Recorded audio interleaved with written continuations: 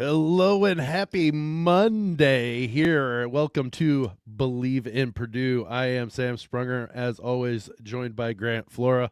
Grant, a good weekend. It was. Oh, great weekend. We were talking right before we started recording that a win by Purdue and a loss by IU always makes for a good weekend. So, Oh but man, go ahead. couldn't have been very different games either. I mean, Maryland and Indiana had an absolute dogfight on Sunday, and then obviously Purdue and Michigan not anywhere close to that. Well, So, let's uh, jump into that right away. I mean, it was we were hoping for a good game. It was a thumping, is what it was. Purdue takes down the 21st ranked Michigan Wolverines 91-64. Now, Grant, be honest with me. You envisioned a Purdue win. Did you envision a 27-point Purdue win? not a chance. No, I it, when as soon as Braden Smith got that first steal, and then they went up, I think 4 or 6 to nothing. Those first couple of plays, and the crowd erupted, and I could just tell the intensity Purdue was playing with. I was pretty sure we were looking at probably a pretty easy Purdue win. But even that, to go up by 30 points throughout the game and to just kind of respond every time and to just take Michigan out of everything they wanted to do was really, really impressive. There was no way I saw that coming. Yeah, Purdue forces 22 Wolverine turnovers while only committing 6 of their own, which is I don't know that it's a season low, but it has to be up there with with one of the better offensive games when it comes to turnovers.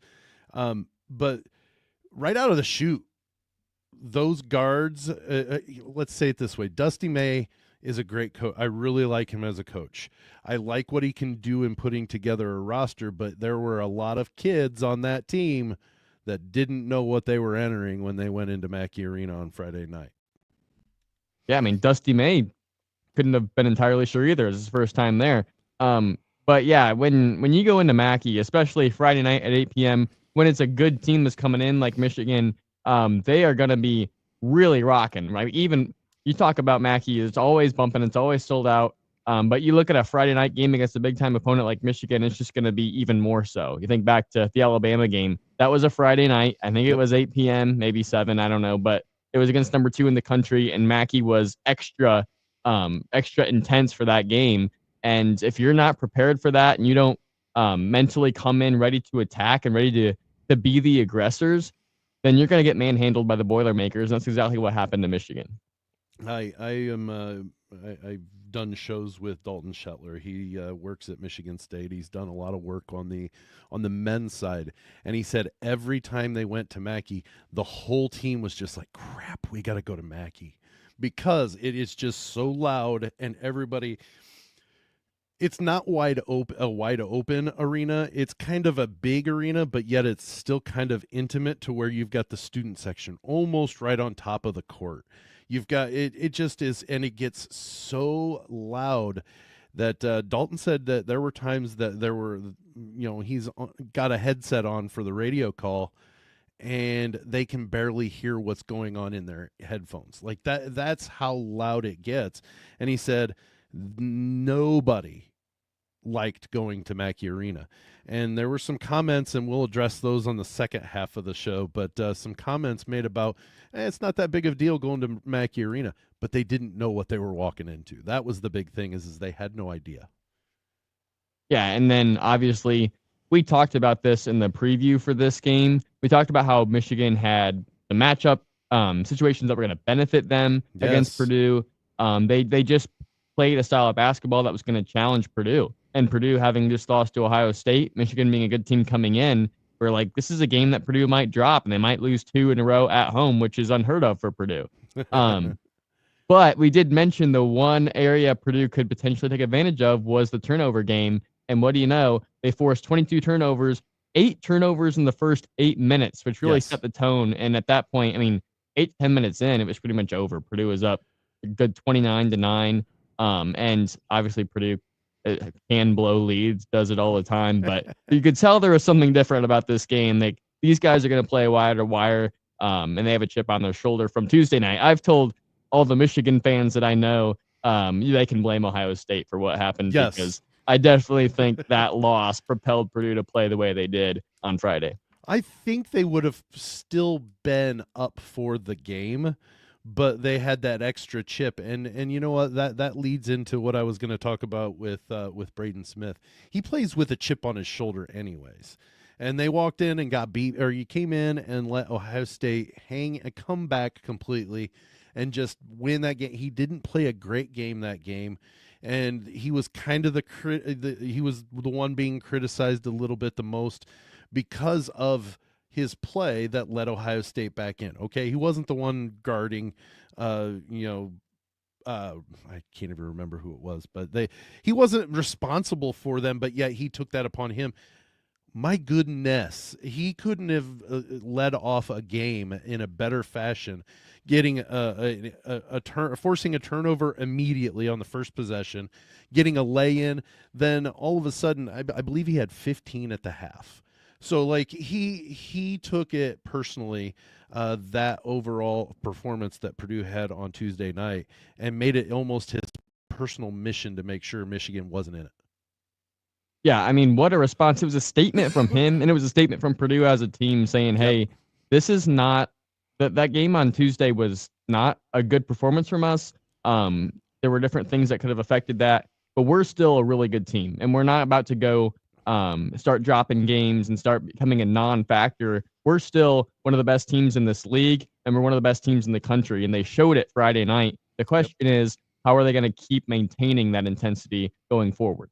Well, the nice thing is we're not previewing this game, but they've got IU next, so it's real. I would think kind of easy to stay up for that, but yeah, let's look at a little bit of the stat lines when it comes to Purdue on Friday night. Braden Smith paces the way of 24 points, 7 rebounds as one of the smallest guys on the court, and 10 assists. I believe he had 1 turnover for the evening. And that right there is huge. It's a 10-to-1 ratio on his assists to turnovers. He's going to win a lot of ball games.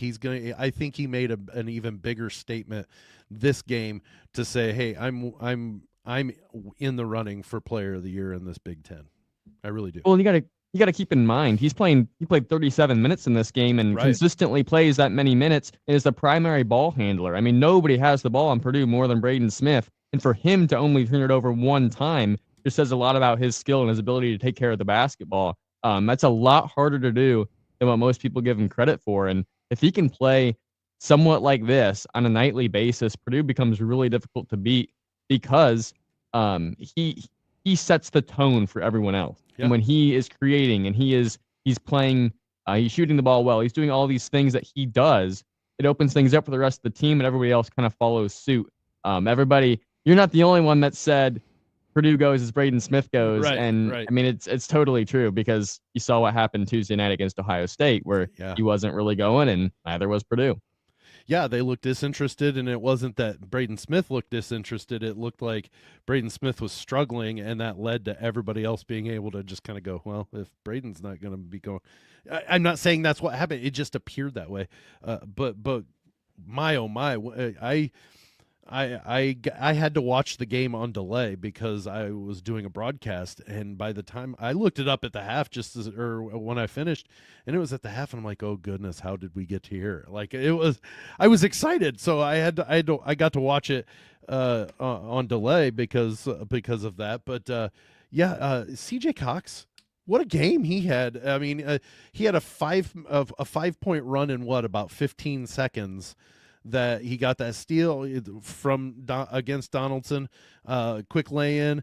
Michigan goes right down, misses a shot, and then all of a sudden Cox is back at the other end hitting a 3 and just blowing the lid off of it. That gave Purdue their first double-digit lead of the night, and he's definitely one that if we can get some consistency out of him, Purdue's even more lethal, I think.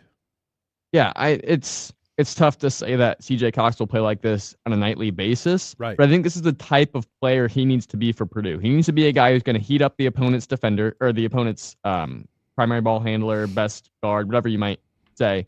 And he's been that these last few games. He needs to be able to get steals. He needs to be able to knock down shots and create offense when he gets the opportunity to. And that's kind of what he's done. What he did at Friday night and what he's done sprinkled throughout kind of their winning streak that they had. He had some ups and downs, but we saw more of that. And if he is consistently doing that, he becomes that third option for Purdue on the perimeter, which is what they had with Lance Jones last year. And if they get that for this season, it's going to really do a lot for them going forward, especially into the postseason when they start running into different types of teams that they haven't seen before. Well, we talked about the other night or on Wednesday, but when we previewed this, that Danny Wolf is a 7-footer that can be versatile, go outside, shoot out, go to the post, and score inside. He was a tough matchup along with Vlad Golden, both of them combined. Purdue's defense shut him down. Danny Wolf, 4 points is all he had, 2 rebounds. He just didn't ever get going. I believe he was 0 of 6 or 7 from threes. Like, he just couldn't get anything to fall. And I credit Purdue's defense for that because they just disrupted him enough. And I almost feel bad that I didn't think that this was a possibility. I mean, that I didn't say that this was going to happen this way.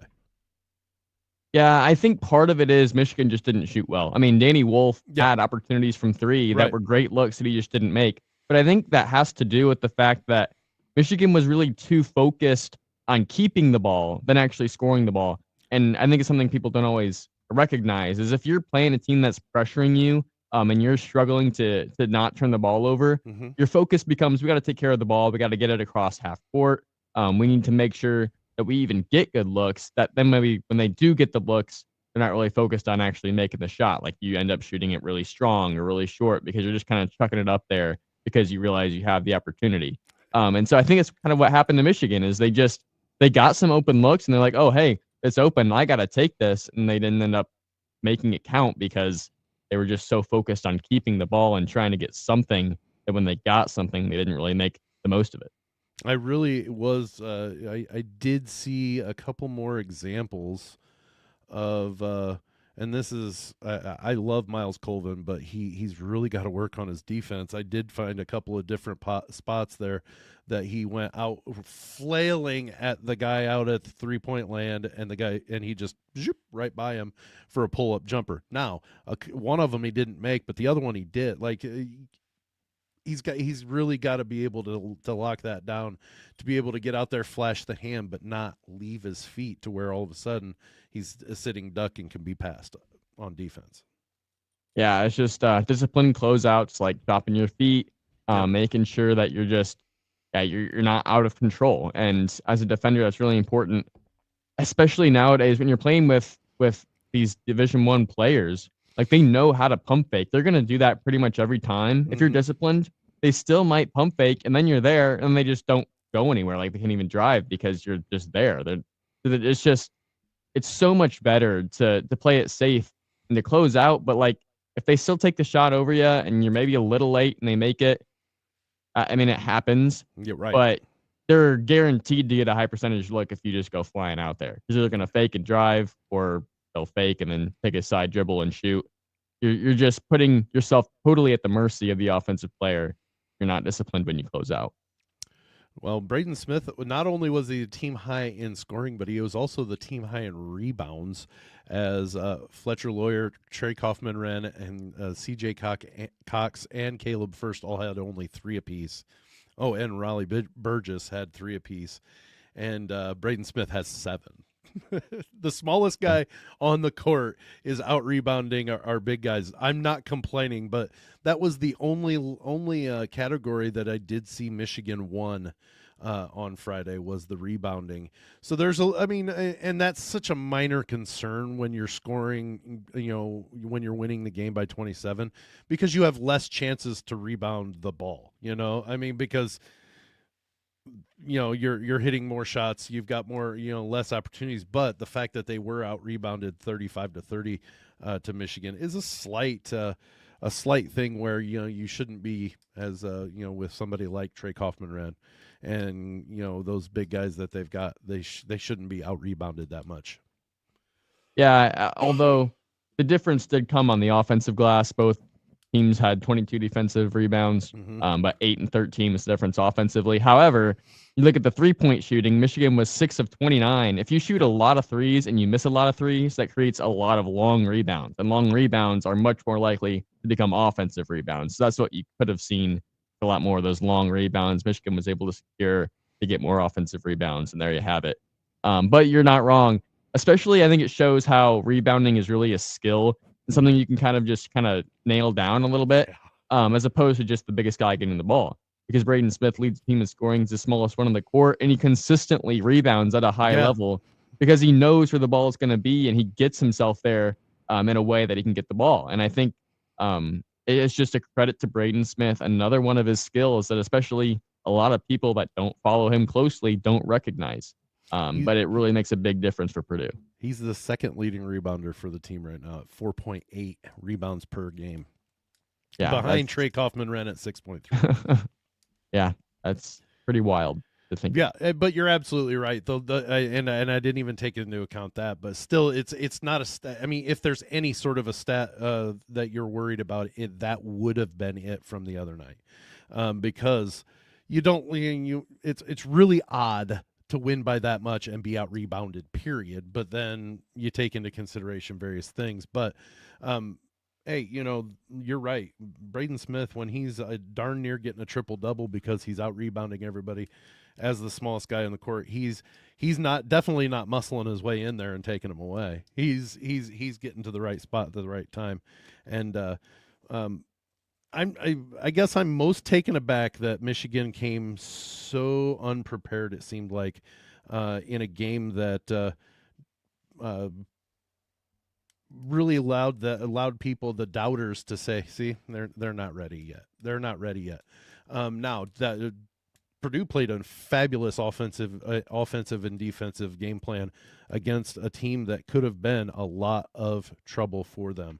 That's the thing is I saw a comment about one of our reels as, well, this aged badly because we were talking about the matchups that Michigan posed against Purdue. Those aren't fake. We're not making those up. Like, those potentially are bad matchups for Purdue. They just whooped the daylights out of them this time.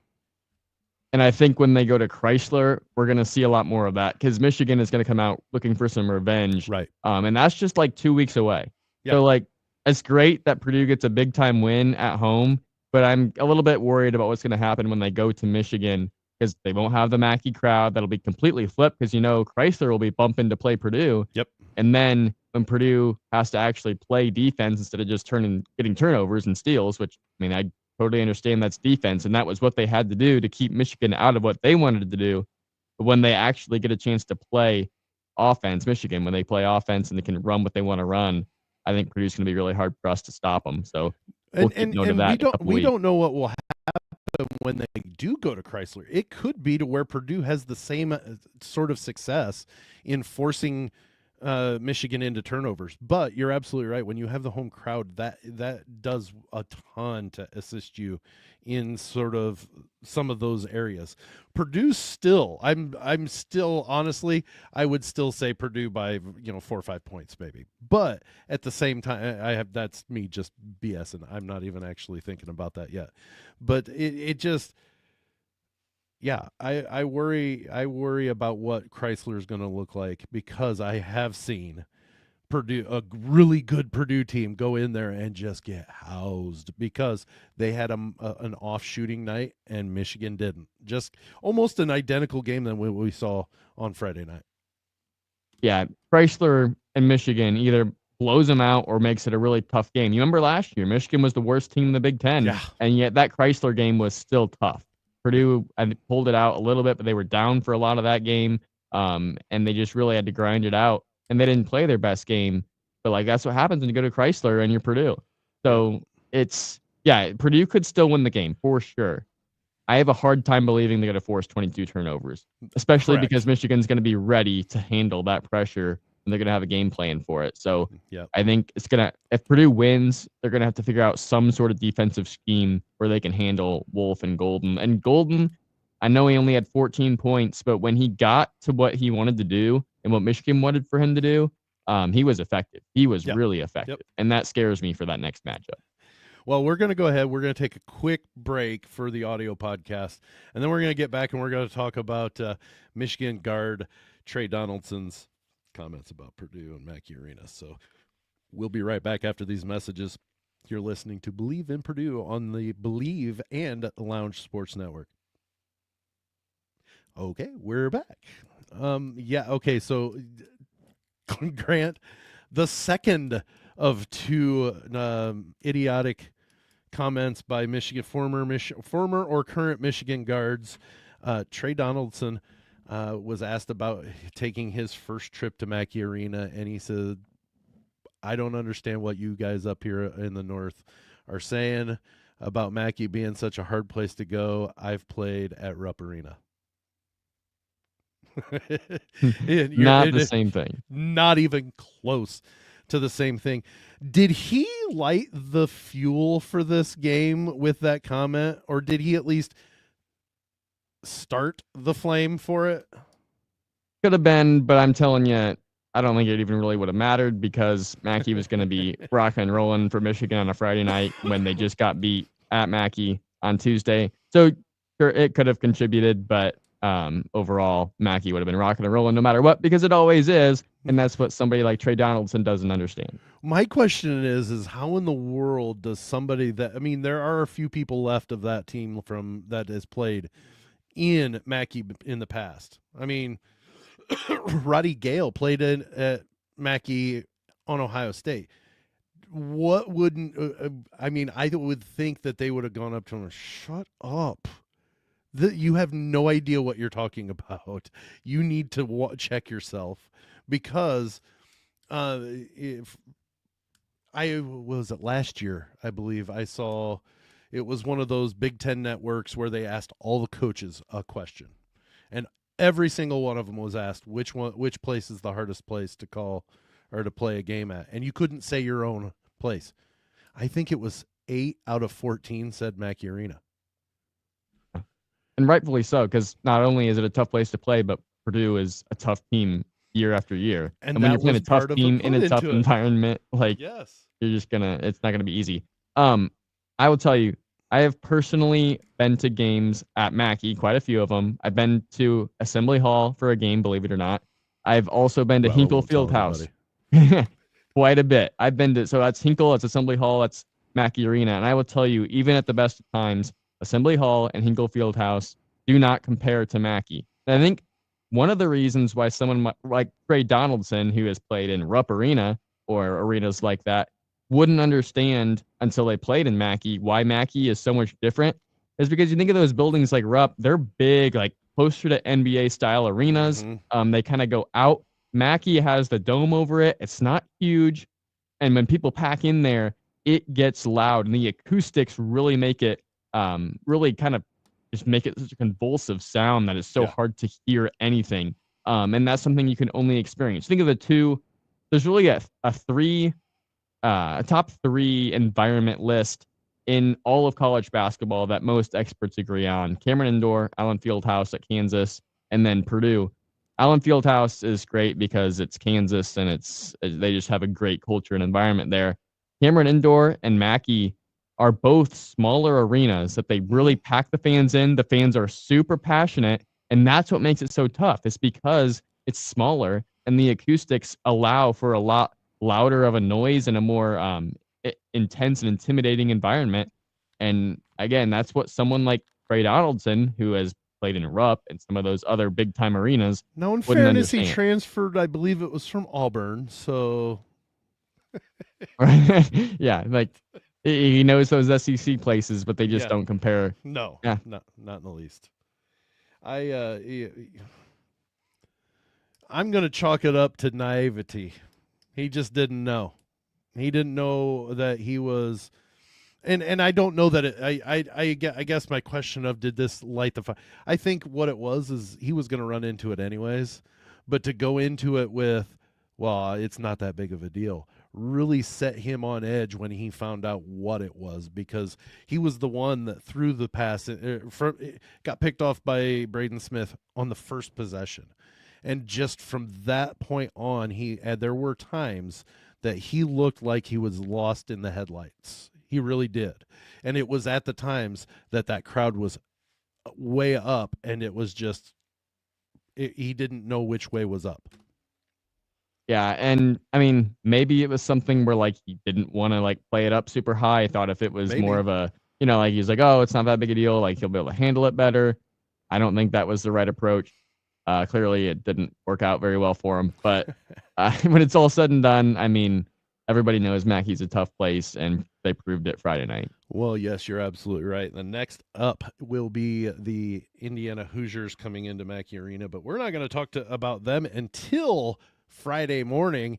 Wednesday morning, really excited, Grant. We had due to a scheduling conflict, move Mike DeCourcy from Fox Sports, College Hoops on Fox Sports, the Big Ten Network, and the Sporting News, and he does some bracketology for Fox Sports.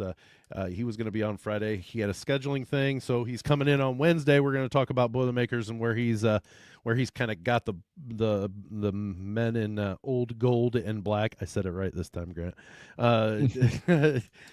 In his bracket, and then also kind of just what he's observed from them up to this point, and what he's anticipating to see from Purdue going forward as well. I'm pretty excited to have Mike in so we can get all these must-know questions asked.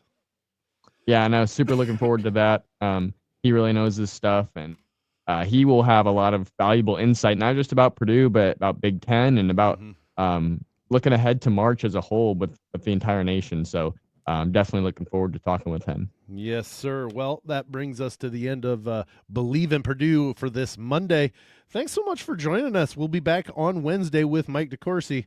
We'll see you later.